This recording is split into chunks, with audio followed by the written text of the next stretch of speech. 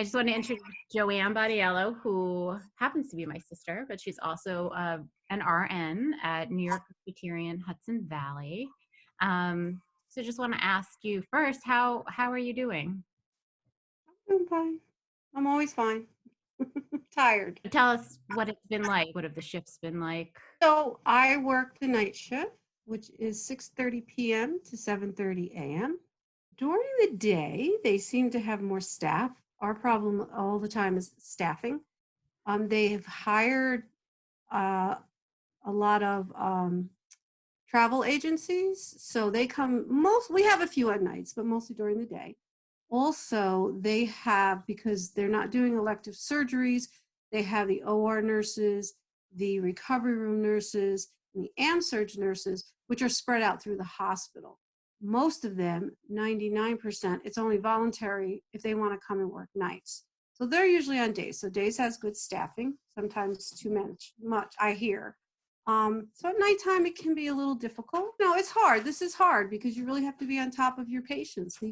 The COVID patients, which we do have a lot of, it has decreased over the last 2 weeks, maybe. But you have to keep your eye on top of them. We have to keep the door closed. So it's hard having to, put all your gear on, and God forbid we have to get into a room quickly. It's mentally exhausting on all of us. I bet. And I know that people in the community have been trying to help and they've been doing different things, but what have there been things that have been most helpful or that you've appreciated that people have been doing for you and that they could do more of? Everybody asks that question. It's really difficult. We have had people send food in, which is a really big help because that's one less thing we have to worry about, like having, especially night shift, because there's nothing open really, especially now with restaurants and stuff, but there's no cafeteria open, there's nothing like that. So it's just one less thing that we really need to worry about. So that's helpful. The cards that the three little mystery ladies sent in to us, they were just cards that were randomly handed out to all staff, just to say how they appreciated us. Everyone that opened up one of those cards was so happy and said that was the best thing that they ever got. So just a little thank you sometimes is worth it. And if people want to give food, is there a way for them to go about it? Should they just send it, or are there different ways? Yeah, so I would say just don't send it, because sometimes you'll have way too much, sometimes you'll have, not enough. One of my coworkers pointed out that they saw someone was doing, they happened to see it on Facebook, a meal train, it's called, for one of the units at our hospital. It was the progressive care unit. I thought that was great. So, I mean, for people that keep asking, I want to send something, I want to do, whatever. If they would like to start something like that and, pick a particular unit, I work on 3 South, that there's 4 South, there's ICU, emergency room, so stuff like that. Then you can see, oh wait, somebody's sending in breakfast, somebody's sending in lunch, somebody is sending in dinner, so that helps and doesn't clutter, everything. And if food goes to waste, I mean, we all hate that because there's people that don't have food. So I think that would be a good idea if somebody would like to start that. In terms of you guys having what you need in terms of equipment and the support that you need, is there anything that you need or any way that people can help advocate for you? As far as our PPE, which I know has been a big deal, throughout the country, we're okay. The only thing is the N95 masks, which, we're told not to wear it depending on what room you're going in, but most of us feel more comfortable wearing it when you're going into a COVID positive room. You want to take care of it as much as you can. So now they're giving us 1 per day, where before some people went weeks without it, or once a week. So that's 1 per day. As far as helping us, I know that we had voted in the union, it seems like forever ago. We still don't have a contract. We're working on a contract. We have, put it out there now. It's difficult because nobody's meeting. One of the things that NYPE is helping us reach out to our administration is having the accessibility of any nurse that would like to be tested for COVID to be able to be tested.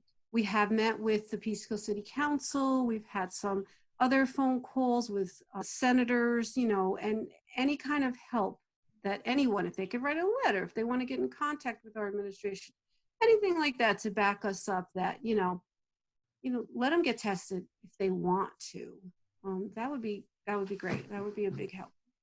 That's great. And that is something easy that people can do now. They can actually, sit down, take the time to write a letter or an email, and it doesn't cost them anything. So that's a great way for people to help. Tell me just personally how you're doing. What is the hardest part for you? What are you most worried about? I mean, we think about the nurses working with all the patients, but you're there, you have your own family and you have to take care of yourself. So just tell me a little bit about that. So now you're going to make me cry.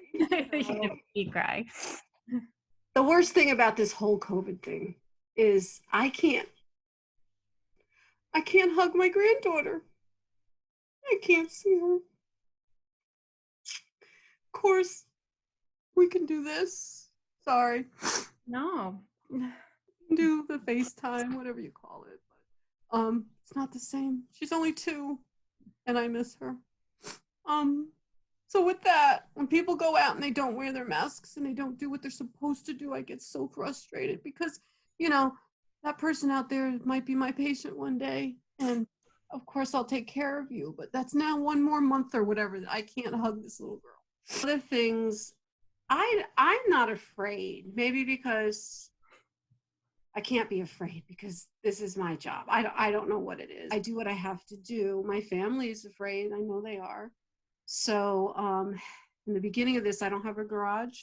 So we bought a tent. It's a stand-up tent that I would come home and I would change in. I named her Silkwood for those of you old enough to understand what that means. And if you're not, then Google it. But the storm that we had last week, I think it was, it just bent the poles. So, that was gone. However, the hospital is providing us with scrubs now that we can pick up and change into our clothes, and they launder them, which I think is great. So, I change before I leave. I bleach down my shoes. I change my shoes in the car to another pair. I put them in it's all these little things that you have to do. As soon as I come home, I take a shower, it's just the things we have to do to protect our family. I mean, I'm protecting them, I feel more than myself because, I have to be in the thick of it. I have to protect all of us. I don't want anybody to get sick. None of us do. I know everybody wants to help. And I love that. And I want to help too. People that you just don't know. I mean, check on your neighbors, especially if they're senior citizens. You don't know how they are. You don't know, from one day to the next. Don't go to the hospital if you're really not that sick. Call your doctor first. Call your telemed. Because the last thing you want to do is walk into an ER full with sick people. So everybody just has to take care of themselves and just be careful when you go out. Protect yourself, but protect other people. Very well said. Well, thank you, because I know that you'll be working when we have this event. So thank you for taking the time to do this. And I know that you got to get ready to go back to work tomorrow and get some rest. So I appreciate it. And I love you. And I know that Mom and Dad would be so proud of you. I know that they're looking down and that, you're doing exactly what they raised us to do, to help others, to take care of our community. So I love you. Thank you for everything that you're doing. I love you too.